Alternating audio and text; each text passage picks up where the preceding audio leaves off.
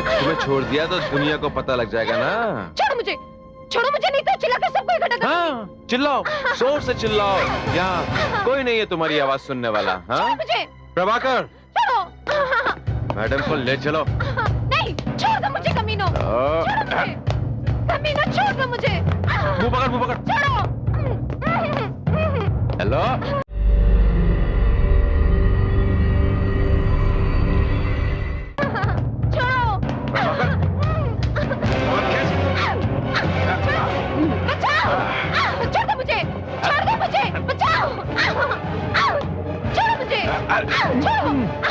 बचाओ, छोड़ो मुझे, कमीना छोड़ो मुझे, छोड़ो।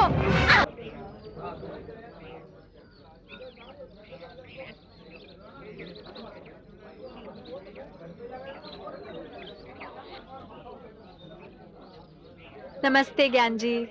ओ आ मधु, आजा बैठ। जी। मैं तुम्हारा इंतजार कर रहा था। अब तू मुझे ये बता कि तूने मुझे यहाँ किस लिए बुलाया? ज्ञान जी, लोग कहते हैं कि दीवारों के भी कान होते हैं और इस इंडस्ट्री की बातें अगर जनता तक पहुंच जाए तो काफी मुश्किल पड़ सकती है। क्या आप जानते हैं कि आलोक आपकी फिल्म नहीं कर रहा है? ओ शुभ बोल कुड़िए, शुभ बोल। क्यों इतनी मुझे माड़ी खबरें सुनाती है? और तू नहीं जानती कि अभी मुझे कितना बड़ा झटका लगता बचा? इसीलिए आपको वक्त से पहले आगाह करने आई हूँ। दरअसल वो आलोक काफी वहमी इंसान है। और तुझे एक बात बताऊं मधु, मैंने आलोक और निहारिका के नाम पे डिस्ट्रीब्यूटर से बहुत सारा एडवांस उठा रखा है और अब मुझ में ताकत नहीं है वो एडवांस उसको वापस कर सकूं। जो तू कह रही अगर वो सच है तो मेरी बर्बादी तो पक्की समझो। तसल्ली रखिए, इस तरह हिम्मत हारने से कुछ नहीं होगा। तो फिर मधु तू ही मुझे दस कि मैं क्या करूं? आप निहारिका से बात कीजिए, उसे समझाइए। वो आलोक को मना भी सकती है और उसे ला भी सकती है। लेकिन तू ये बात कैसे कह सकती है?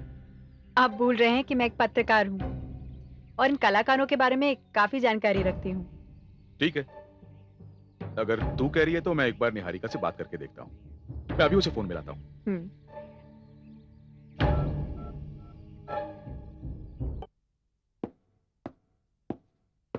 सर, वो निहारिका जी आई हैं। ओके, उनको अंदर भेज दो और तुम कहीं जाना नहीं, बाहर रुकना। Okay sir.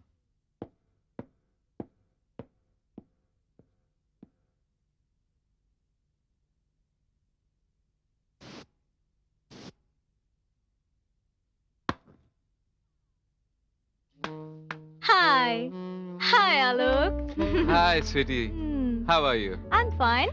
आज पता लगा कि लोग तुम्हारे दीवाने क्यों हैं। मुझे उन लोगों के साथ रहना थोड़ी ना है, वो तो मुझे पर्दे पर देखते ही हैं। कुछ उन लोगों के बारे में बात करो जो साथ रहते हैं और रोज मिलते हैं। अजी, वो भी तो तुम्हारे दीवानों में से हैं। अच्छा, और तुम? भाई ये तो आपको हमारे दिल से पूछना होगा। तब तो रहने ही दो। शायद इसी वजह से तुमने ज्ञान जी की फिल्म छोड़ दी, क्योंकि उसमें उषा जी के बदले मैं काम कर रही हूँ। अगर आप इजाजत दें तो ये दीवाना आपसे कुछ कह सकता है? Go ahead please, मैं सुनने ही तो आई हूँ। तो सुनो, तुम उस फिल्म में काम मत करो। क्या? हाँ, मैंने अपने 2 प्रोड्यूसर से बात की है, वो बहुत जल्द तुम्हें साइन करने आएंगे। Oh really? आलोक, अगर सचमुच ऐसी बात है और तुम्हारा साथ है तो एक प्रोड्यूसर क्या, मैं 1000 प्रोड्यूसर छोड़ सकती हूँ। क्या बात है, यही उम्मीद थी मुझे तुमसे। मिलाओ हाथ। सिर्फ हाथ?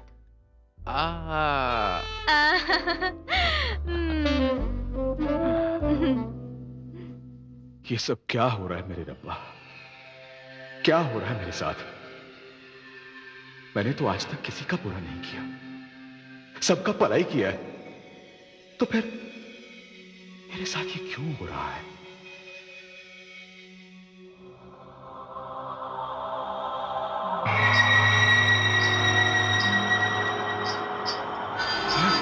कौन है? कौन है? कौन है?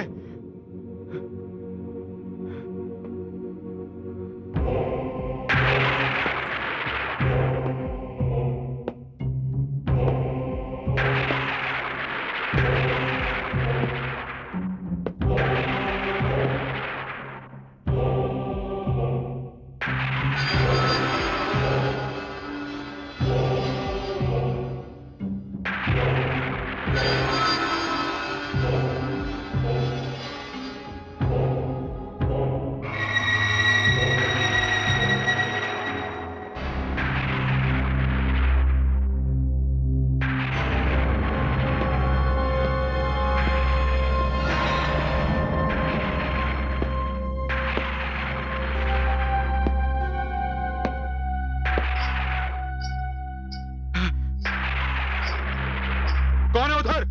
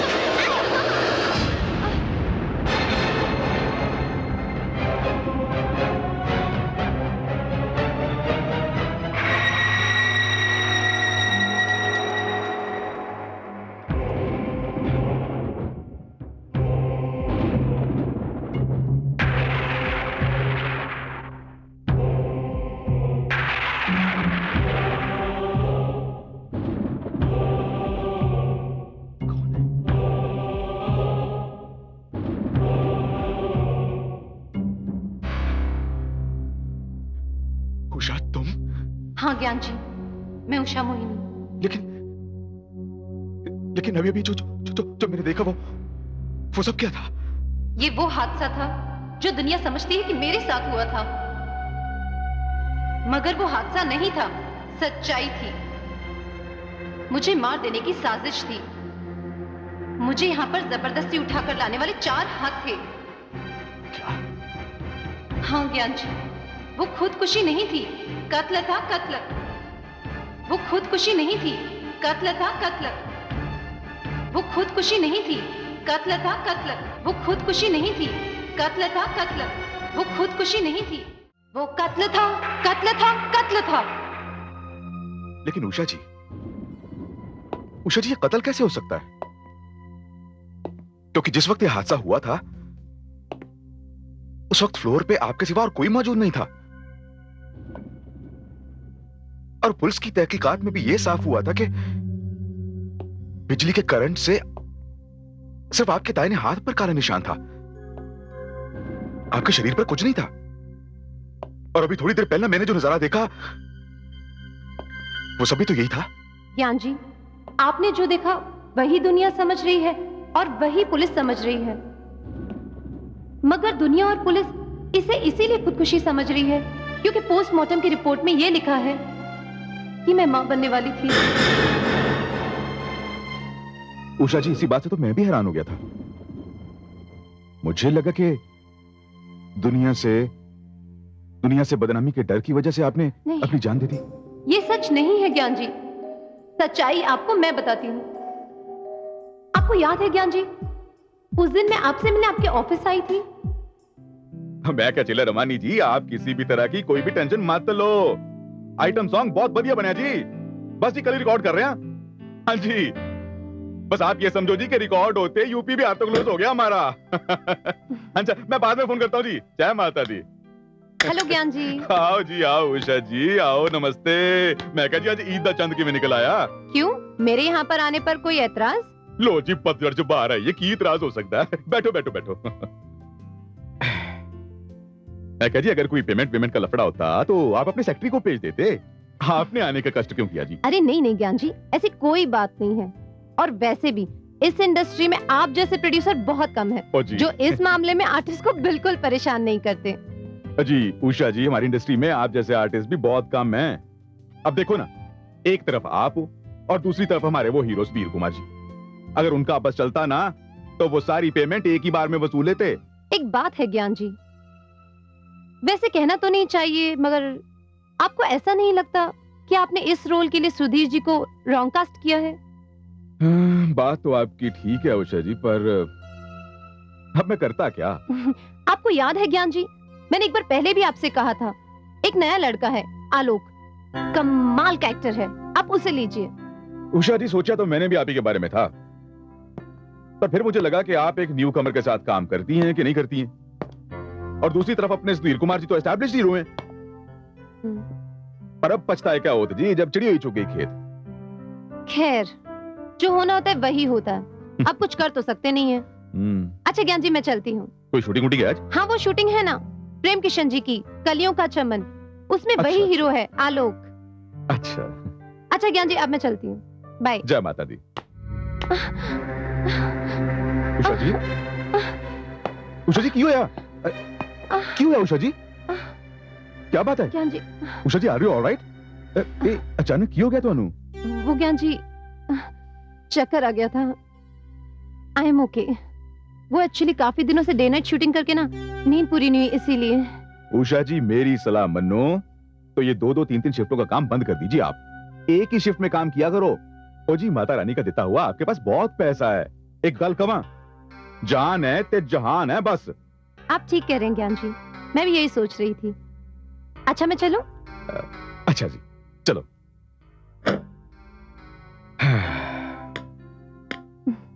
उषा जी पक्का कोई जरूरी काम तो नहीं था मेरे साथ? हाँ हाँ ज्ञान जी ऐसी कोई बात नहीं है, बस आपका ऑफिस रास्ते में पड़ता था तो सोचा होती चलूं। सो नाइस ऑफ यू जी, लेकिन अपनी सेहत का ध्यान रखो। अगले हफ्ते तो हमारी शूटिंग है। आप बेफिक्र रहिए, आपकी डेट्स को कोई नहीं हिला सकता। थैंक यू जी, thank अच्छा you। ज्ञान जी। अच्छा जी, जय माता दी।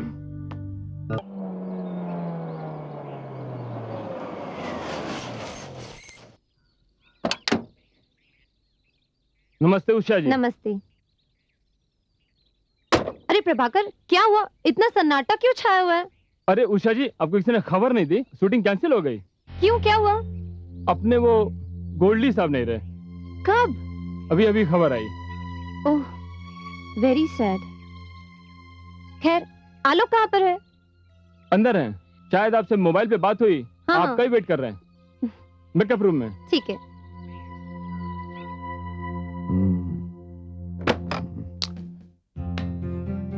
हाय आलोक। Hi my love.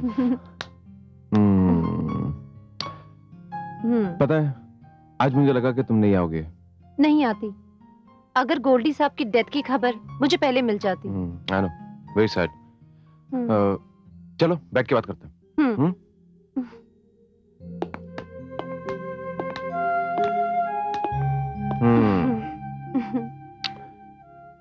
बहुत खूबसूरत लग रही हो।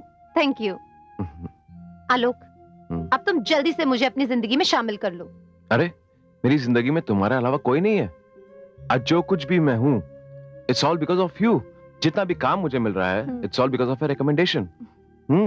देखो आलोक, ऐसी बात नहीं है, तुम बहुत अच्छे एक्टर हो, इसीलिए मैंने तुम्हें रिकमेंड किया है। और हाँ, तुमने तो साबित भी कर दिया है। फिर भी उषा, अगर सामने कश्ती है तो इंसान तैर के जाने की बेवकूफी तो नहीं करेगा ना? है? देखो आलोक, मैं फिर तुमसे कहती हूँ, तुम बहुत अच्छे एक्टर हो, इसीलिए मैंने तुम्हें रिकमेंड किया है। और बहुत अच्छे इंसान हो, इसीलिए तुम्हें दिल में भी जगह दे दी है। वरना तो लोग उषा का हाथ पकड़ने को तरस जाते हैं। शुक्रिया, करम, मेहरबानी कि आपने मुझे इस काबिल समझा। आलोक, मैंने तुम्हारी तरफ 2 कदम बढ़ाए हैं, अब तुम भी मेरी तरफ 2 कदम बढ़ाओ। हाँ क्यों नहीं। कहो कितने कदम बढ़ाना है? आलोक, तुम्हें मुझसे शादी करनी होगी। ये एक और एहसान होगा तुम्हारा मुझ पर। तुमने मुझसे दोस्ती की, मैं इस काबिल नहीं था, और अब शादी करना चाह रही हो, मैं इस काबिल नहीं हूं। तुम किस काबिल हो ये मैं अच्छी तरह से जानती हूँ। बोलो ना, मुझसे शादी करोगे ना? मैडम, इसके लिए थोड़ा सोचना पड़ेगा।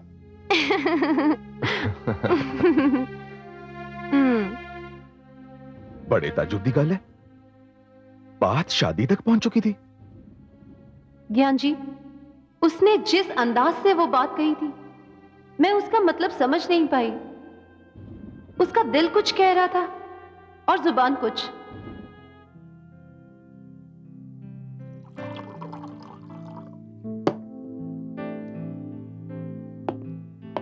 अगली पार्टी मैं अपने फार्म हाउस पर दूंगा। Vikas ji please, if you don't mind. Please करिए। Thank you. Hi, hi. I hope you enjoying the party. अरे मैं क्या सुन रहा हूँ? क्या सुना?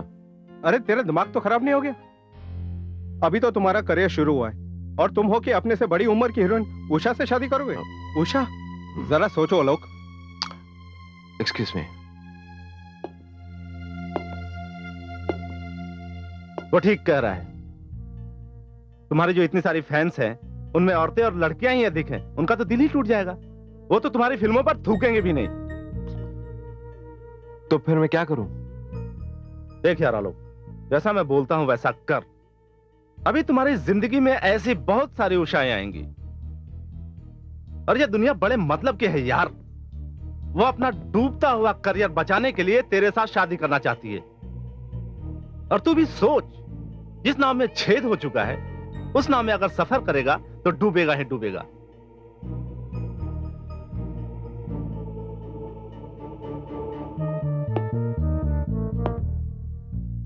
जीवन, व्हाट डू यू से? बॉस, अब तो आप एक काम कीजिए, वो कलियों का चमन के प्रोड्यूसर को फोन करके बोलो कि वो अपनी पिक्चर से उषा को निकाल दे, नहीं तो आप काम नहीं करोगे। आलोक साहब, अपन भी पुराना आदमी है इंडस्ट्री का, अपन ने बहुत जमाना देखा है। अरे वो उषा जी कौन सी दूध की धुली है? 5-6 हीरो तो बदल चुकी है। देखो साहब, अपन चमचागिरी नहीं करता।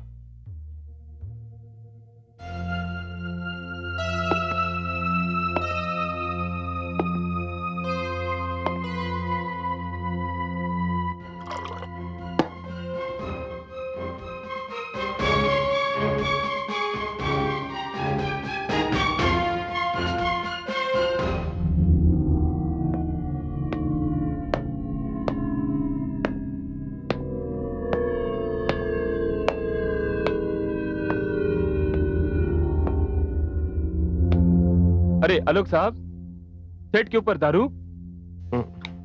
प्रभाकर, आज मैं सारी चीजें भूल जाना चाहता हूं। ये भी भूल जाना चाहता हूं कि मेरी जिंदगी में उषा मोहिनी नाम की एक लड़की भी आई थी। देख प्रभाकर, मैं मानता हूं कि आज जो कुछ भी मैं हूं उषा की वजह से हूं, लेकिन कल जब तुम लोगों ने मुझसे कहा कि उससे शादी मत करो, तो यार मैं सोचने पे मजबूर हो गया। मैं चाहता हूं कि ये आलोक नाम हर घर में गूंजे। आलोक, आलोक, आलोक। लेकिन अब ये इट्स नॉट पॉसिबल। ऐसा क्यों बोलते हो साहब? आप एक दिन जरूर चमकेंगे, एकदम सूरज के माफिक। यही तो डर है प्रभाकर, कि कहीं सूरज को ग्रहण न लग जाए। ऐसा मत सोचो साहब, मेरे रहते हुए आपको कुछ भी नहीं हो सकता। क्या कर सकता है मेरे लिए? मैं आपके लिए अपनी जान तक दे सकता हूं।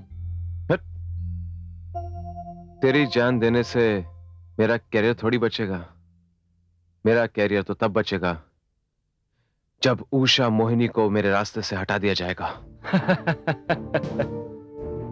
ये तो और भी आसान है साहब।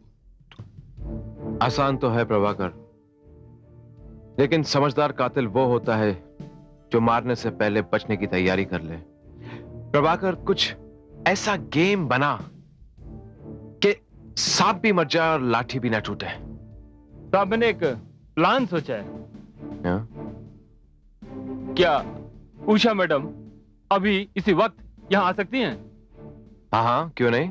और वो कहीं शूटिंग पे हो तो?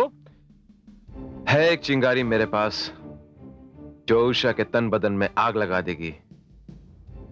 लेकिन प्रभाकर, यह राज सिर्फ 2 सीनों में दफन होना चाहिए, समझा? तो समझो साहब, आपके तरक्की के रास्ते का कांटा हमेशा हमेशा के लिए चला गया। गुड।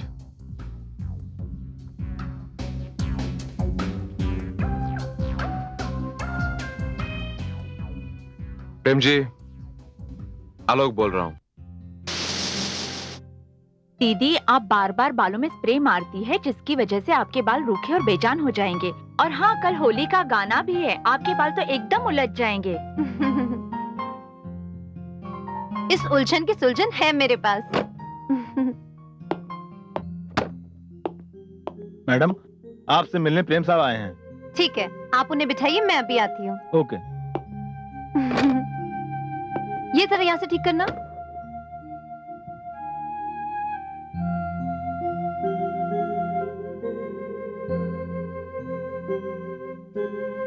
नमस्ते उषा जी। नमस्ते प्रेम जी। आप शूटिंग के लिए तैयार हो गई और मैं आपको डिस्टर्ब करने आ गया।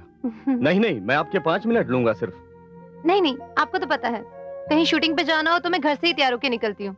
बैठिए ना। Thank you. अरे प्रेम जी, आपने अचानक यहाँ आने की तकलीफ कैसे की? मैंने तो आपकी सारी डेट्स कंफर्म कर दी हैं। कोई प्रॉब्लम तो नहीं है ना? उषा जी, आपने इस इंडस्ट्री में न जाने कितने लोगों की प्रॉब्लम को सॉल्व किया है। आपकी मेहरबानी से न जाने कितने लोग प्रोड्यूसर, कितने लोग डायरेक्टर बन गए, कितने नए लड़कों को आपने हीरो बना दिया। उषा जी, आज मैं भी मंझधार में फंस गया हूं। प्लीज आप मेरी नैया भी पार लगा दीजिए। ऐसी भी क्या बात है प्रेम जी, बताइए ना। अगर पेमेंट की वजह से कोई प्रॉब्लम है तो वो आप मेरे सेक्रेटरी के साथ बैठकर सॉल्व कर लीजिए। और हाँ, मैं शूटिंग की डेट्स आगे नहीं करूंगी। अगर आपको चाहिए तो आप इंस्टॉलमेंट्स अगले शेड्यूल में मुझे दे दीजिएगा। नहीं उषा जी, जो बात मैं कहना चाहता हूं उसे कहने की हिम्मत नहीं कर पा रहा हूं। प्लीज, मैंने इस लेटर में सब कुछ लिख दिया है। प्लीज इसे पढ़कर आप जो भी फैसला करें मुझे। देखो,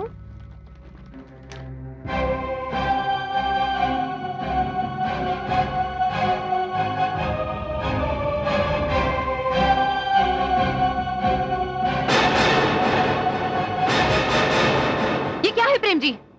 आपने ऐसा सोचने की हिम्मत भी कैसे की? आप भूल गए क्या? आपके फिल्म का सारा सेटअप मैंने कराया था। नहीं उषा जी, मैं कुछ नहीं बोला हूं। तो फिर ये क्या है? उषा जी, मेरी मजबूरी यह है कि मैंने जब आपके कहने से आलोक को साइन किया था तो वो कुछ भी नहीं था। लेकिन आज क्या? उषा जी, अगर आज वो मेरी फिल्म छोड़ देता है तो मैं कहीं का नहीं रहूंगा, बर्बाद हो जाऊंगा मैं। क्या? इसका मतलब आलोक? हाँ, आलोक ने मुझे धमकी दी है कि मैंने ऐसा नहीं किया तो वो मेरी फिल्म छोड़ दे।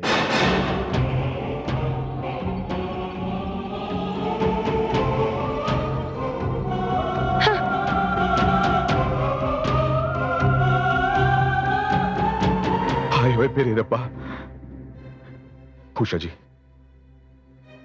ये सब जानने के बाद तो मेरी समझ में तो कुछ नहीं आ रहा कि मैं क्या करूं। ज्ञान जी, मेरी भी कुछ समझ में नहीं आ रहा था कि मैं क्या करूं। मैं स्टूडियो पहुंची, पैकअप हो चुका था, सब जा चुके थे। आलोक और प्रभाकर स्टूडियो में ही थे। मैं सीधी जाकर आलोक से मिली।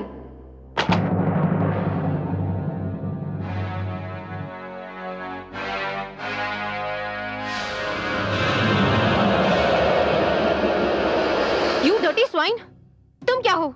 अरे तुम्हारी औकात ही क्या है? तुम मुझे इस फिल्म से निकलवा रहे हो जो फिल्म मैंने तुम्हें दिलवाई। एहसान फरामोश, तुम वो सारी बातें भूल गए जो तुम्हारे और मेरे बीच हुई थी। वो प्यार, वो इकरार, वो वादे।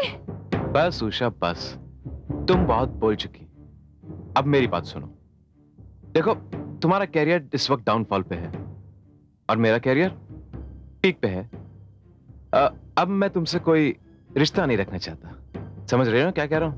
और मेरा क्या होगा? उस आने वाले कल का क्या होगा जिसके जिम्मेदार तुम हो? मैं अकेला जिम्मेदार नहीं हूं, तुम भी बराबर की जिम्मेदार हो। और पता नहीं इस बहती नदी में किन किन लोगों ने अपने हाथ धोए हैं।